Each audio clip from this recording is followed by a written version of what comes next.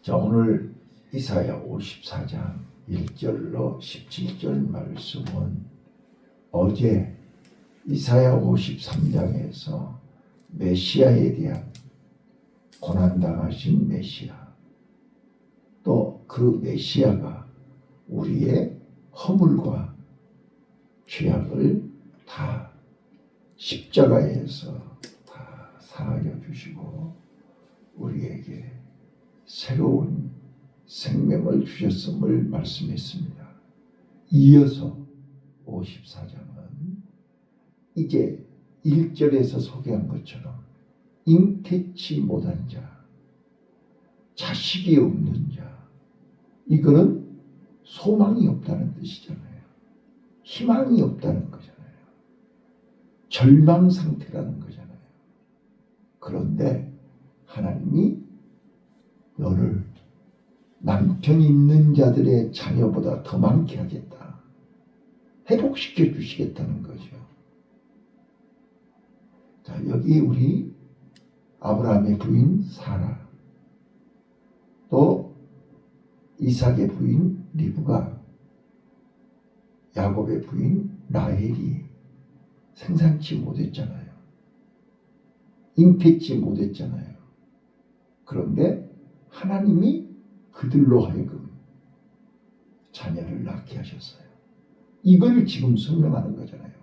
봐라, 너희 조상 아브라함의 부인, 이삭의 부인, 야곱의 부인도 생산치 못했는데 하나님이 함께 하심으로, 하나님이 도우심으로, 하나님이 회복시켜 주심으로 그들은 민족의 조상의 어머니가 됐지 않냐. 그래서 내가 그들의 남편이 됐다. 말 뜻을 알아들으셔야 돼요. 그래서 하나님이 그들에게 큰 민족을 이루게 하셨다. 그래서 너희는 노래하라, 기뻐하라, 감사해라. 지금 회복시켜 주신 하나님께 감사하고 기뻐해라. 그거는 메시아를 통해서 하나님은 그 언약을 성취하신다. 자, 기뻐해야 할 이유를 여기 6가지로 설명합니다. 자, 3절 한번 보실게요. 3절.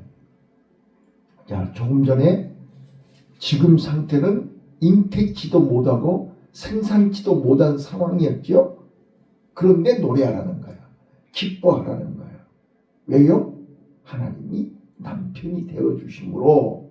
3절 시작.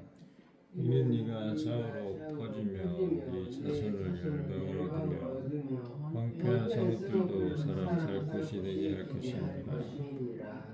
예. 자,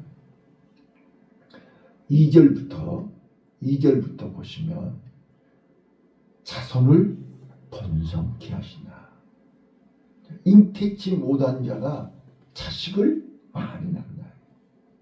그리고 무너진 성읍을 하나님이 회복시켜서 모든 사람들이 돌아오게 한다. 그래서 장막틀을 넓혀라. 자, 한번 저 좀 봐보세요. 이스라엘 백성들이 왜 이스라엘 백성이에요? 이스라엘이란 말이 뭐죠? 우리가 어제도 말씀드렸는데 이스라엘은 야곱이 약복강에서 하나님과 씨름했지 않았어요? 씨름하고 나서 이제는 야곱이라 하지 말고 이스라엘이라 해라. 거기에서 이스라엘이라는 단어가 처음 나왔고, 이제 세겜에서 베델로 올라갔더니 다시는 너를 야곱이라 하지 않고 이스라엘이라 부르리라. 이스라엘, 엘, 하나님이잖아요. 자, 이스라엘이라는 원래 이름의 뜻이 하나님은 강하시다, 그런 뜻입니다. 씨름에서 이겼다.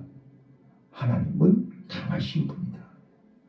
여러분, 이스라엘은 하나님이 함께 하실 때 강합니다. 이스라엘 자체는 약한 자들이잖아요. 부족한 자들이잖아요. 힘없는 사람들이잖아요.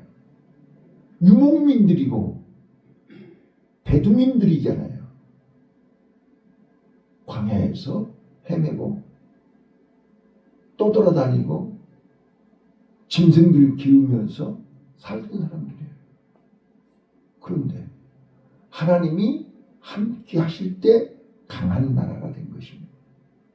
강한 민족이 되는 것입니다. 자, 그런데 하나님을 버리면, 하나님을 떠나면 이스라엘이 아닙니다. 오늘 나와 여러분도 마찬가지잖아요. 내가 여기 오늘 서 있는 것은 내 안에 하나님이 계시기 때문입니다. 하나님이 나를 붙들고 사용하시기 때문입니다. 하나님이 계시지 않으면, 하나님이 떠나가시면, 주 떠나가시면 내 생명 헛되네. 아무것도 아닙니다. 자, 이스라엘 백성들은 하나님을 떠났습니다. 하나님을 버렸습니다. 하나님을 외면했습니다. 그랬더니 이스라엘이 아니고 애굽의 종이 됐고 바벨론의 포로가 된 것입니다. 자, 오늘 우리는 우리의 처지, 우리의 형편, 우리의 모습, 나의 정체성이 분명해야 된다는 거야. 내가 나 된 것은 하나님의 은혜입니다. 하나님이 계시기 때문입니다. 하나님 안에 있기 때문입니다. 주님이 내 안에, 내가 주님 안에. 우리는 이 한 가지, 이 사실을 절대로 놓쳐서는 안 됩니다. 순간순간 고백해야 됩니다. 주님이 내 안에 계시기에 오늘 나는 이 자리에 서 있는 것입니다. 자, 그런데 하나님은 다시 하나님을 잃어버리고 하나님을 떠나고 하나님을 버리고 하나님을 외면하는, 그래서 바벨론에서 포로 생활하고 있다. 언제 죽을지 모르고 하루하루 오늘 또 무슨 일을 주인이 무슨 일을 시킬지 모르고 오늘 죽을지 살지도 모르는 그 불안과 공포와 두려움 속에 살고 있는 그들을 향해서 지금 하나님은 두려워 말라. 내가 너를 회복시켜 주겠다. 장막들을 넓혀라. 자, 오늘 내가 너의 남편이 되고 내가 너의 보호자가 되고 내가 너를 끝까지 지켜주리라. 이게 오늘 1절부터 17절까지 내용입니다. 그래서 이제 자식이 없다 그 말에 옛날이나 지금이나 희망이 없다는 뜻이잖아요. 자, 하나님이 창세기 1장 27절 28절 생육하고 번성하고 다스리고 정복하고 충만하라. 생육하고 번성하지 않으면 소망이 없습니다. 이스라엘 된 것은 자식을 낳을 수 없는 아브라함에게 100세의 자식을 주셨고 이삭에게 쌍둥이를 주셨고 야곱에게 12아들을 주셨습니다. 이게 하나님의 은혜 아닙니까? 그게 이스라엘 민족, 이스라엘 조상이 된 거 아니냐 말이에요. 자, 오늘 잉태치 못하고 자식이 없는 그들에게 노래할지어다. 내가 너희들에게, 남편 있는 사람들의 자식들보다 너희 자식들이 훨씬 더 수가 많게 하리라. 이게 지금까지는 힘들고 어렵게 살았지만 앞으로 하나님의 은혜가, 하나님의 긍휼이, 하나님의 역사하심이 함께 하심을 약속하는 것입니다. 우리는 믿어야 됩니다. 하나님의 약속을 믿어야 됩니다. 하나님의 말씀을 믿어야 됩니다. 하나님의 계획을 믿어야 됩니다. 그래서 그발 강가에서, 바벨론 강가에서 울고 있는, 낙심하고 절망하고 불안에 떨며 울고 있는 이스라엘 백성들을 향해서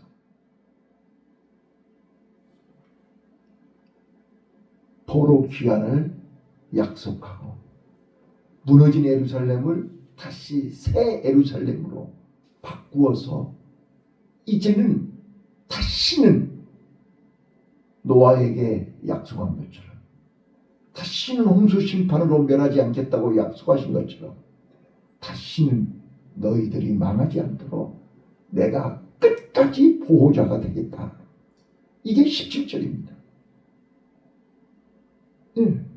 자, 그래서 오늘 우리는 다시 한번 말씀드리지만, 내가 이스라엘 백성이 될 수 있는 것은 내가 하나님 안에 있을 때 가능한 것입니다. 예수 안에 있을 때 가능한 것입니다. 예수 밖에서는 초라합니다. 내 안에 예수가 빠져버리면 나는 아무것도 아닙니다. 내 안에 하나님이 계시고 내 안에 예수님이 십자가로 나를 붙들고 계시기에 나는 오늘 건재하게 설 수 있을. 그러므로 우리는 기뻐하며 찬송해야 됩니다. 기뻐하며 감사해야 됩니다. 내 안에 하나님의 손이 나를 붙잡고 계신 걸 감사해야 됩니다. 자, 그래서 2절 다 같이 읽습니다. 2절 시작. 네 장막들을 넓히며 네 젖의 위장을 아끼지 말고 넓이 편에 너의 줄을 길게 하며 너의 말뚝을 영구히 할지어다. 네 장막들을 넓히라는 거예요. 왜요? 수가 많아질 거니까요. 자녀들이 많아질 거니까요. 하나님이 역사하실 거니까요. 그리고 3절 네가 좌우로 퍼지며 네 자손은 열방을 얻으며 황폐한 성읍들로 사람 살 곳이 되게 할 것이다. 하나님이 역사하신단 말이에요. 내가 준비되면, 내가 받을 그릇이 되면, 내가 하나님 마음을 알면, 하나님과 내가 마음이 통하면 그때부터 역사가 일어납니다.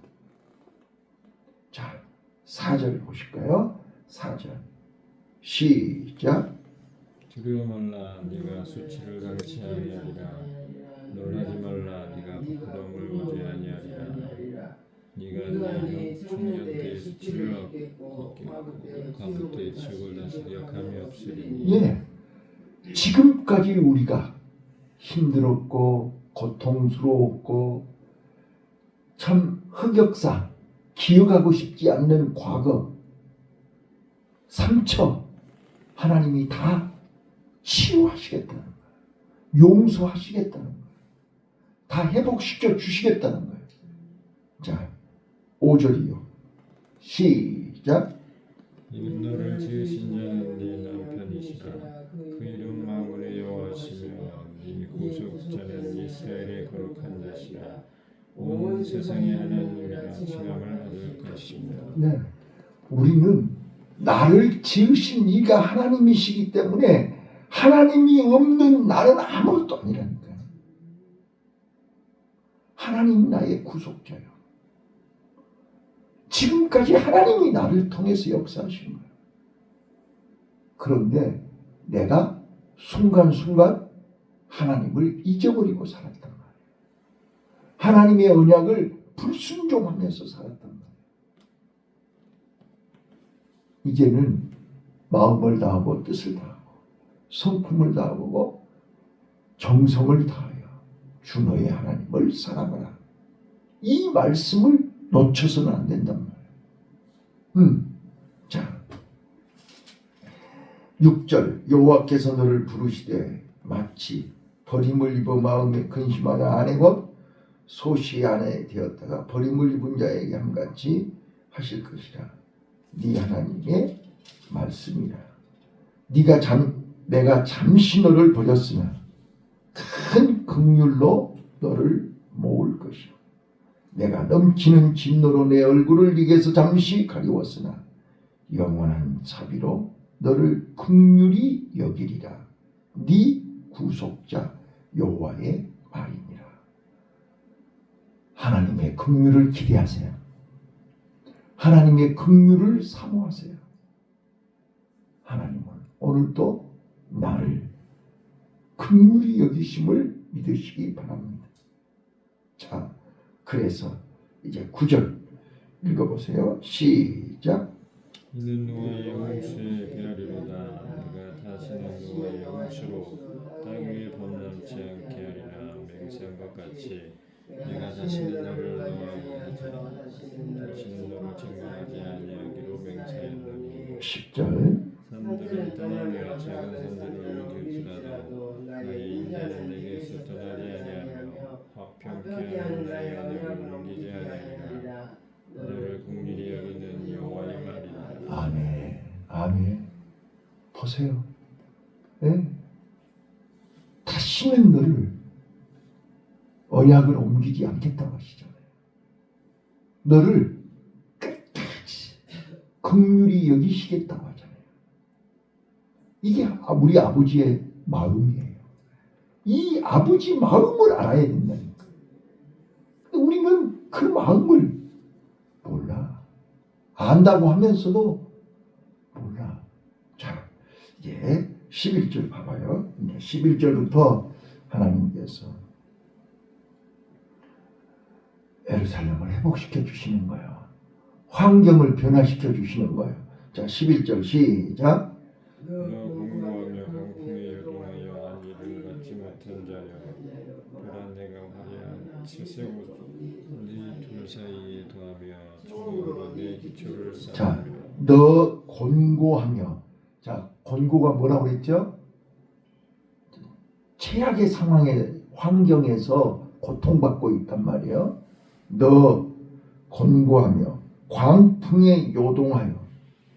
자, 오늘 우리가 내 안에 하나님이 없고 말씀이 없고 언약이 없고 십자가가 없으면 광풍에 요동하는 거예요. 흔들리는 거예요. 문제 앞에서 다 자빠지는 거예요. 그래서 곤고한 자요.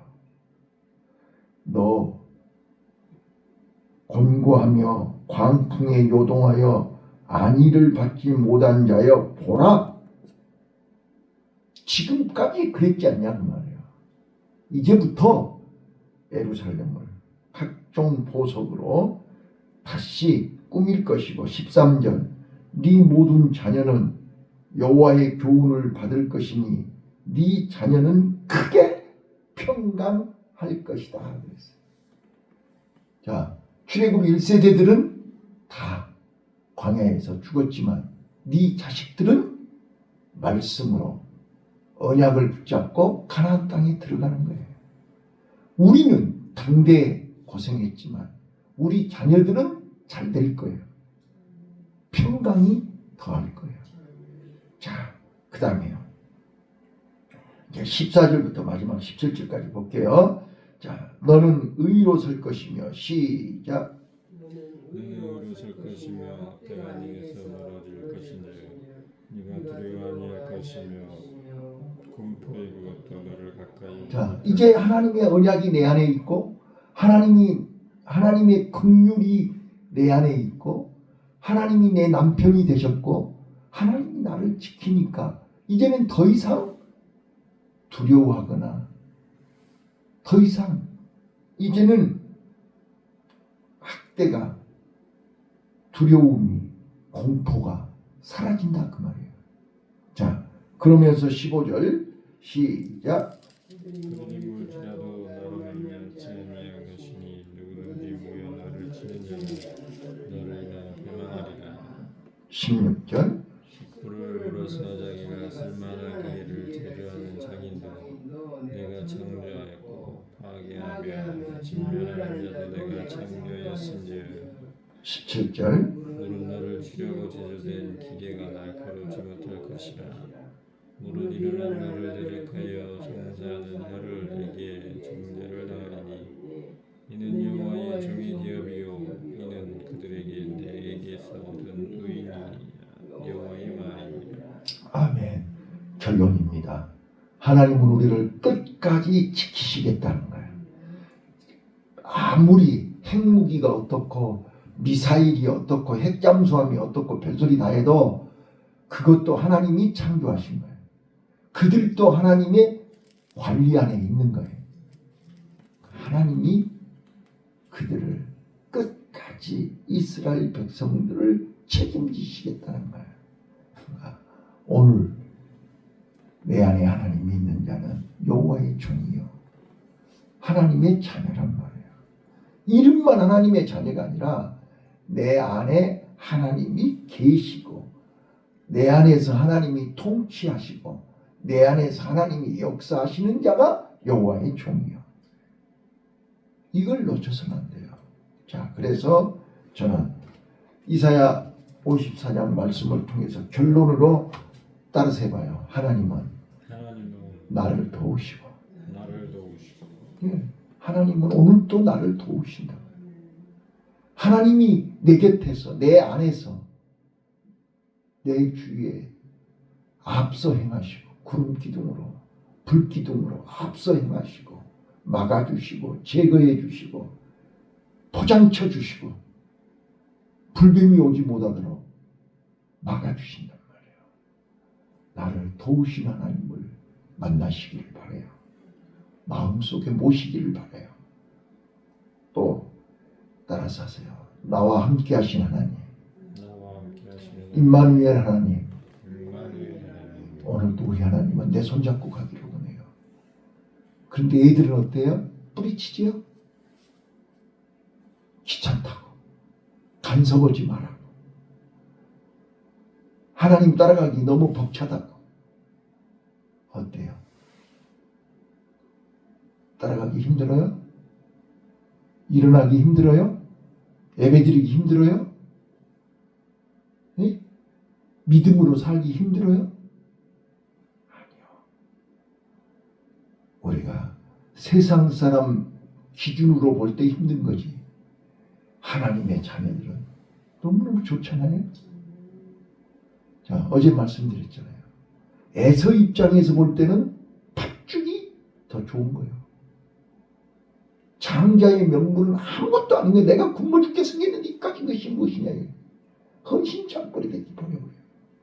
그러나 야곱 입장에서는 팥죽은 아무것도 아니에요. 장자의 명분이 하늘보다 더 귀한 거예요.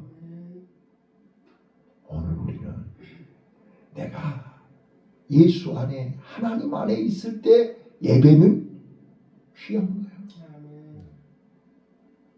너무 좋은 거예요. 그런데 세상 사람들이 자랑하는 그 어떤 것들은 사도 바울에게는 배설물이요. 의미가 없어. 그건 일시적이고 잠시 잠깐이잖아.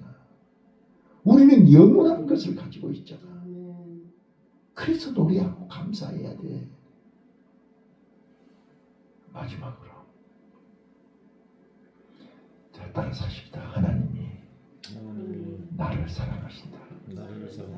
나를 긍휼히 여기신다. 나를 좋아하신다. 아멘. 사람은 늙었다고 힘없다고 볼품없다고 예면하지만 가진 것 없고 실력 없다고 초라하다고 예면하지만 하나님은 나를 더 사랑하신대. 더 긍휼히 여기신대. 더 좋아하신대. 네.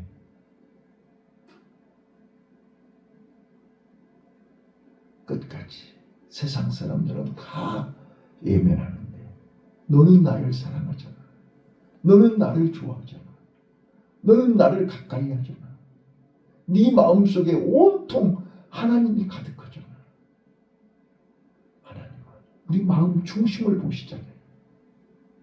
오늘 마음을 다하여 하나님을 사랑합시다. 온 마음으로 하나님을 의지합시다. 온 마음으로 하나님과 함께 합시다. 그러면 하나님은 오늘 이사야 54장에 약속하신 것처럼 끝까지 나를 책임져 주시고 하늘나라 갈 때까지 한순간도 놓치지 아니하시고 나를 인도해 주실 줄로 믿습니다. 오늘 하루도 주님과 동행하며 주님 사랑 안에서 행복한 하루 되시기를 예수님 이름으로 축원합니다.